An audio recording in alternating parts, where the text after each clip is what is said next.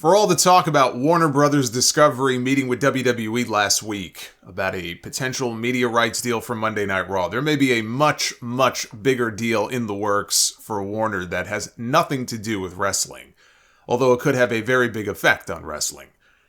Axios is reporting that Warner Brothers Discovery CEO David Zaslav met with Paramount Global CEO Bob Bakish on Tuesday in New York City to discuss a potential merger of the two companies. That meeting is said to have lasted several hours and took place at the Paramount headquarters in Times Square. Warner Brothers Discovery is much bigger than Paramount and worth more. But like Warner Brothers Discovery, Paramount is one of the biggest players in the media space. They own CBS, they own the CW network, which just bought the rights to air NXT for the next 5 years. They have MTV and Comedy Central, Showtime, Nickelodeon, all the BET channels, which they're said to be in talks to unload to someone else soon. They own their own movie studio. They run their own Paramount Plus streaming service, which has over 60 million subscribers, so they're a big media powerhouse.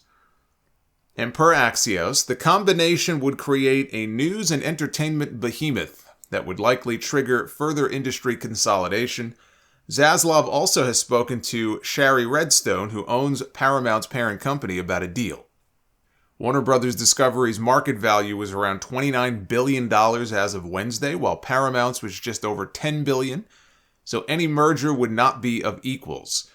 The duo discussed ways their companies could complement one another. For example, each company's main streaming service, Paramount Plus and Max, could merge to better rival Netflix and Disney Plus. It's unclear whether Warner Brothers Discovery would buy Paramount Global or its parent company, National Amusements Inc., but a source familiar with the situation says that both options are on the table. Warner is said to have hired bankers to explore the deal. The deal could also drive substantial synergies. Warner could use its international distribution footprint to boost Paramount's franchises, while Paramount's children's programming assets could be essential to Warner's long-term streaming ambitions.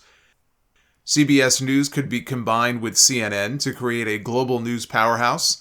CBS's crime dramas like NCIS and Criminal Minds could be combined with Investigation Discovery and True TV. CBS Sports footprint could be combined with Warner's. So, for example, CBS and Warner's Turner Sports currently share TV rights for March Madness. Paramount is under enormous pressure to find a strategic partner or buyer, as it is staring down a mountain of debt. Sound familiar? I was just talking about Warner Brothers Discovery last week and their mountain of debt.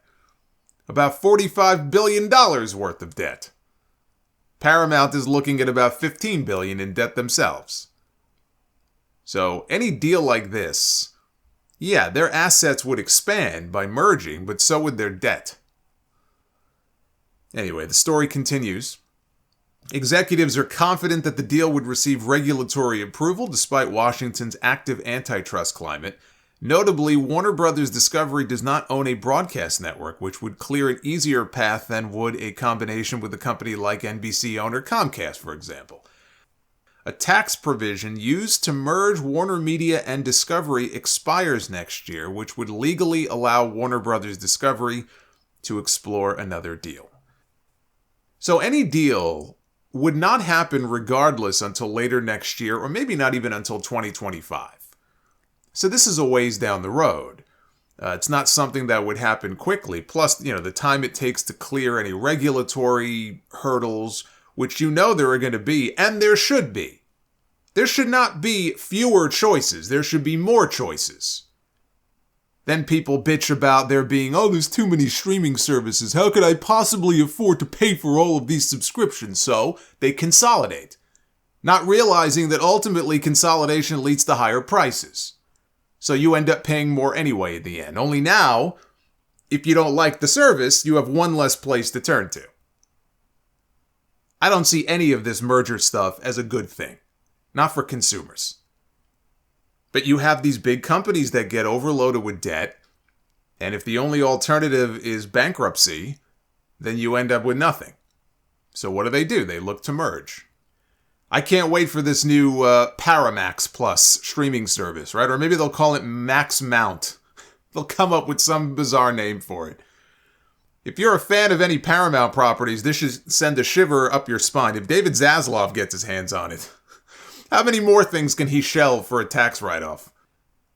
But if you read these reports and you think it sounds like, well, it makes a lot of sense for the two to merge, you know, that the properties they own, they complement one another, right? Just like the story said. The day this report came out, shares of both companies tanked. So maybe investors don't agree with that perspective. And, you know, there's also been talk about NBC Universal being a potential buyer for Paramount, but that could get messy because then you have the issue of CBS and NBC together. You know, where this could affect wrestling, which is why we're all here, is that we know of the meeting between Warner and WWE.